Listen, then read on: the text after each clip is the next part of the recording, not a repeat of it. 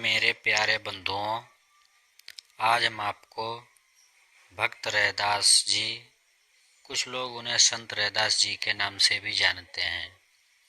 आज हम उनकी कहानी आपको सुनाने जा रहे हैं। कहने को कहा जाता है कि संत रैदास जी शूद्र जाति में जन्मे, काशी में चमड़े का कार्य करने वाले गृहस्थ सिद्ध संत थे। मेरा मानना है कि महापुरुष और संत कभी किसी जाति के नहीं होते, वह समस्त मानव कल्याण के लिए ही आते हैं। इसीलिए कभी किसी महापुरुष को जातियों में नहीं बांटना चाहिए। ये किसी एक जाति के नहीं होते, हम इन्हें जाति में बांधकर इनकी महिमा, इनका महत्व और इनके अस्तित्व को छोटा कर देते हैं। इस पृथ्वी पर मनुष्य रूप में आना हो तो किसी न किसी गर्भ में तो आना ही होता है। भगवान का भी इसी माध्यम से आना होता है। इसी संदर्भ में एक चौपाई याद आती है, जाति पाति को पूछे नहीं कोई, हरि को भजे सो हरि को होई। संत रैदास जी एक गृहस्थ संत थे जो अपनी आय में से साधु संतों की सेवा किया करते थे और कई बार तो स्वयं भूखे रहकर दूसरों को भोजन कराते थे। भगवान चिंतित हो गए भगवान चिंतित हो गए। रैदास जी अपना परिवार ठीक से नहीं चला पा रहे, सेवा की इनकी बड़ी इच्छा रहती है। तो भगवान साधु वेश धारण कर इनके पास पहुँचे और बोले, रैदास जी, आप इतनी साधु सेवा करते हैं और इतना धन भी आपके पास नहीं है। हमारे पास यह एक पारस पत्थर है, आप इसे रख लीजिए और इससे सोना बनाकर उससे साधु संतों की गौ सेवा इत्यादि करना। और भगवान ने जो उनका चमड़ा काटने वाली लोहे की रापी थी, उसे पारस पत्थर से छुआकर सोना बनाकर भी दिखा दिया। रैदास जी ने कहा, बाबा, मुझे अभी इसकी आवश्यकता नहीं है। जितना हो पाता है मैं अपने द्वारा सेवा कर देता हूँ।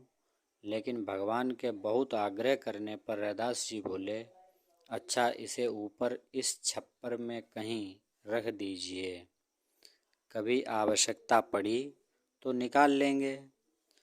साधु को देख रैदास जी का मन रोमांचित होने लगा। आखिर थे तो ये भगवान। रैदास जी ने भोजन कराया और विदा किया। लेकिन अब रैदास जी का मन नहीं लगता।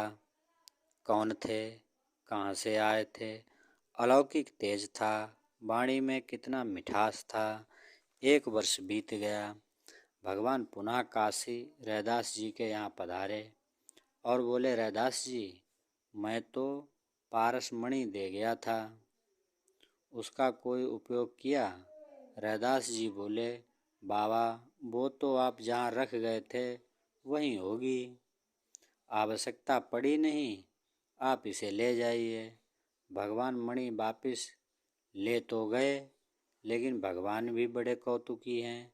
अगले दिन रैदास जी घर के मंदिर में ठाकुर जी की सेवा करने गए तो ठाकुर जी की मूर्ति के नीचे 5 सोने की असरफी दिखाई दी। रैदास जी ने उन्हें चिमटी से उठाकर गंगा जी में डाल दिया। कई दिन यही चलता रहा। रोज ठाकुर जी के नीचे 5 असरफी मिलती हैं और रैदास जी उन्हें चिमटी से उठाकर गंगा जी में डाल आते। एक दिन फिर भगवान ने रैदास जी को सपने में आकर कहा, रैदास जी, जिद ना करो और इनका उपयोग साधु सेवा में करो, यही मेरी इच्छा है। रैदास जी ने फिर उन असरफियों को साधु सेवा, गौ सेवा में लगाना प्रारंभ किया। कुछ असरफी जोड़कर उनसे काशी में एक सत्संग भवन बनवाया। सत्संग होने लगा, साधुओं की भीड़ उमड़ने लगी, रैदास जी की जय जयकार होने लगी और इधर काशी के पंडाओं को उनसे ईर्ष्या होने लगी। सबने काशी नरेश से शिकायत की कि ये हीन जाति का है, पढ़ा लिखा भी नहीं, वेदों का ज्ञान ही नहीं, एक भी संस्कृत का श्लोक आता नहीं, और देखो ठाकुर जी की सेवा का पाखंड कर रहा है, जादू टोना करता है, वगैरह वगैरह बोलकर काशी नरेश को रैदास जी के विरुद्ध भड़का दिया। काशी नरेश ने कहा, ठीक है, परीक्षा करा देते हैं, भक्त हुआ तो ठीक, नहीं तो दंड मिलेगा। पंडाओं से कहा, आप अपने ठाकुर जी लेकर आइए, बड़ी भीड़ उस दिन राजभवन में है, सब परीक्षा देखने आए, क्या होता है। काशी नरेश ने 2 सिंहासन लगवाए, दोनों के ठाकुर जी उन पर पधराए और पंडाओं से कहा, आप अपने ठाकुर जी का आवाहन करिए, अगर आपकी भक्ति में शक्ति है तो ठाकुर जी को अपने पास बुलाइए। पंडाओं ने बड़े बड़े श्लोक मंत्र बोले, लेकिन प्रतिमा टस से मस नहीं हुई। अब रैदास जी की बारी आई।